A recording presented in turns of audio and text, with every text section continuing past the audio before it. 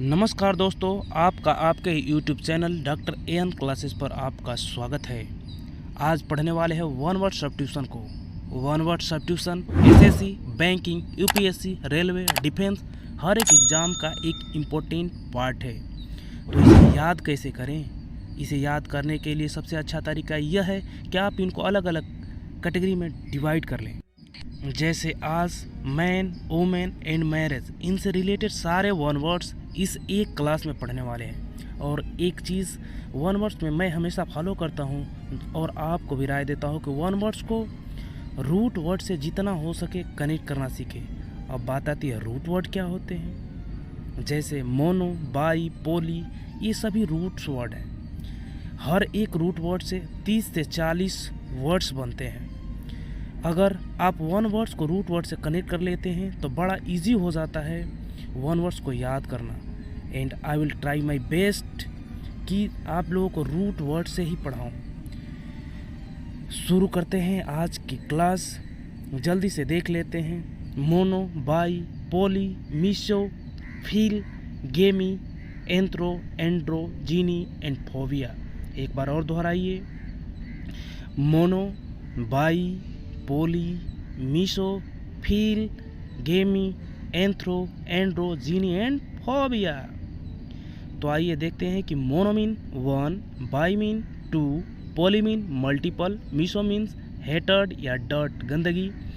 उसी का विपरीत होता है phil means love, gamy means marriage, anthro means human. और इन ह्यूमन को बांटना पड़ जाए मैन और वुमेन में तो एंड्रो जो आता है मैन के लिए आता है और जीनी किसके लिए आता है? वुमेन के लिए। Phobia means fear. एक बार और देखिए। Gamy means marriage, anthro means human, andro means man, gyny means women और फोबिया किसके लिए आता है? फिया के लिए। तो इन सभी रूट्स वर्ड से कनेक्ट करके आइए याद करते हैं वन वर्ड सब्स्टिट्यूशन को।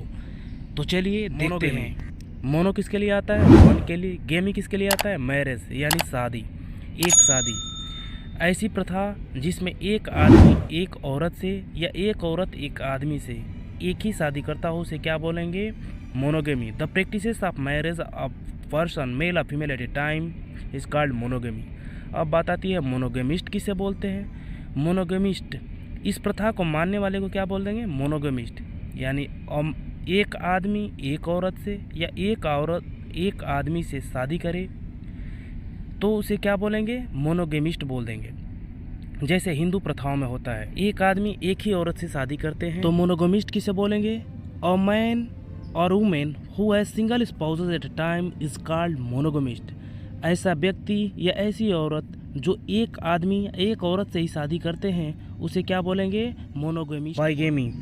बाई किसके लिए आता है? दो के लिए। गेमी किसके लिए आता है? मैरिज यानी शादी के लिए। ऐसी प्रथा जिसमें एक ही समय पर दो शादियां करते हैं उसे क्या बोलेंगे? Bigamy. The practice of marrying two people male और female at a time is called bigamy. अब बाईगमी से बनता है बाईगमिस्ट। अब बाईगमिस्ट किसे कहते हैं? अ मैन और women who has two spouses at a time. ऐसा व्यक्ति या ऐसी औरत जिसका एक ही समय पर दो पति या ऐसा व्यक्ति जिसका एक ही समय पर दो पत्नी हो उसे क्या बोलते हैं? बाईगमिस्ट बोलते हैं। और ऐसे प्रैक्टिस करने वाले को, ऐसे प्रथा को मानने वाले को बाईगमी बोलते हैं। तो चलिए चलते हैं नेक्स्ट वर्ड पर, पोलीगेमी। पोली आता है मल्टीपल के लिए और गेमी किसके लिए आता है? मैरिज के लिए। यानी ऐसी प्रथा जिसमें एक व्यक्ति एक ही समय पर बहुत सारी शादियां रख सकता हो उसे क्या बोलेंगे? Polygamy. Polygamy the practices of marrying multiple people male और female at a time is called polygamy. और पोलीगेमी से बना हुआ है पोलीगेमिस्ट। अब पोलीगेमिस्ट किसे कहते हैं? अ मैन और women who has multiple spouses at a time is called polygamist. ऐसा आदमी जो एक ही समय पर बहुत सारी औरतों से या ऐसी औरत जो एक ही समय पर बहुत सारे पुरुषों से शादी रख सकती हो उसे क्या बोलेंगे? पोलीगेमिस्ट बोलेंगे। ध्यान देने योग्य बात है कि पोलीगेमी में ऑलरेडी बाईगेमी आ चुका है, क्योंकि पोलीगेमी दो से अधिक शादी यानी कई सारी शादियां हो सकता है, लेकिन जो बाईगेमी है वो केवल दो शादियों के लिए ही होता है। तो चलिए चलते हैं नेक्स्ट वर्ड पर, पोलीएंड्री।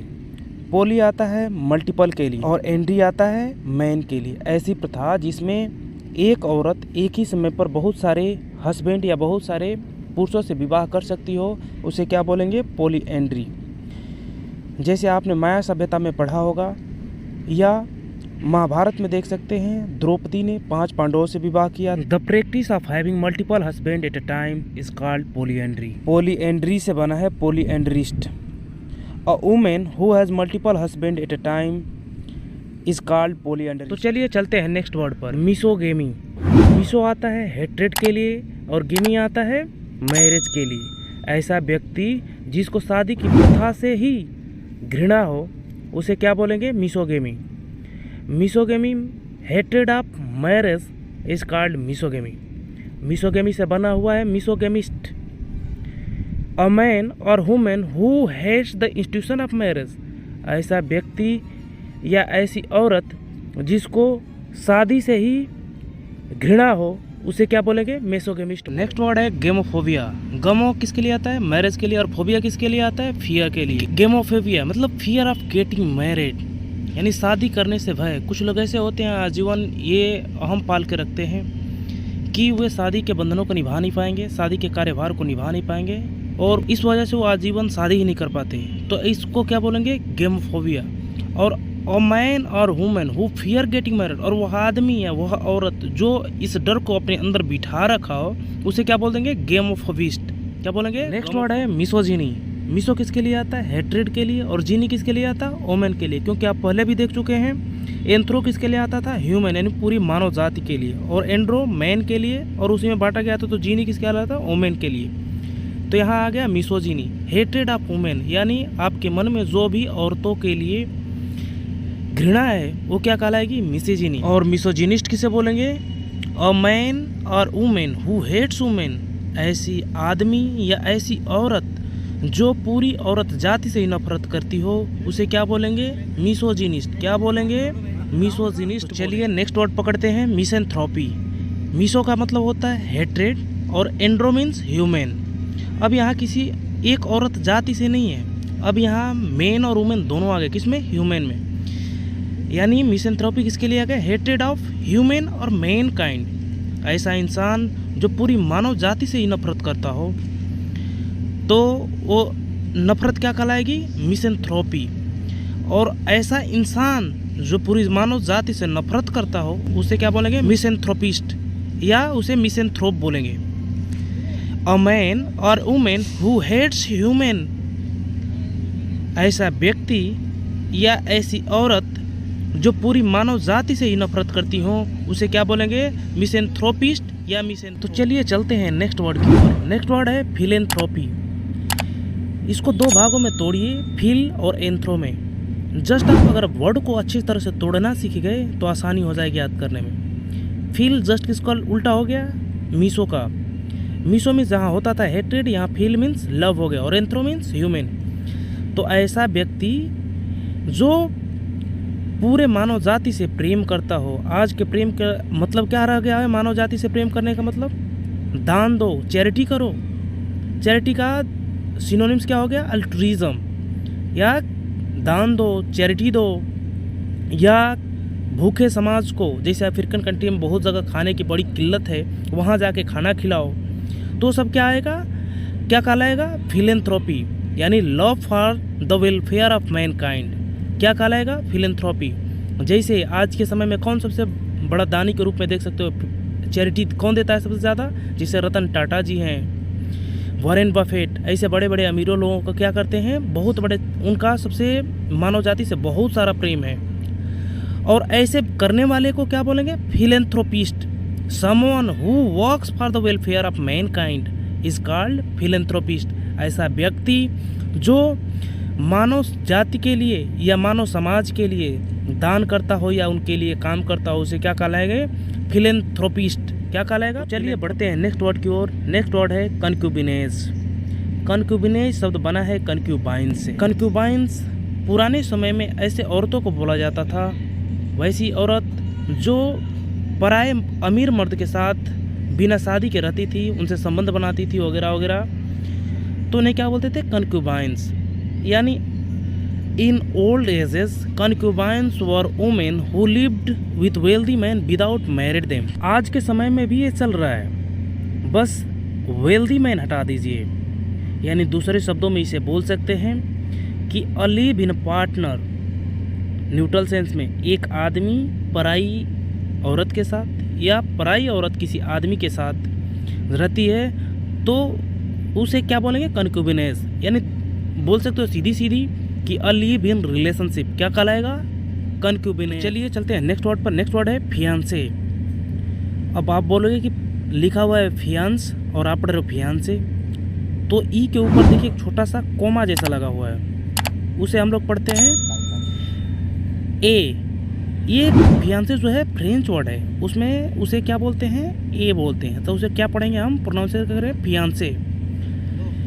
जब एक आदमी किसी औरत से शादी करने का वादा किया हो तो उसे क्या बोलेंगे, fiancee. A man who has made a promise या fiance to a marry a women is called fiance.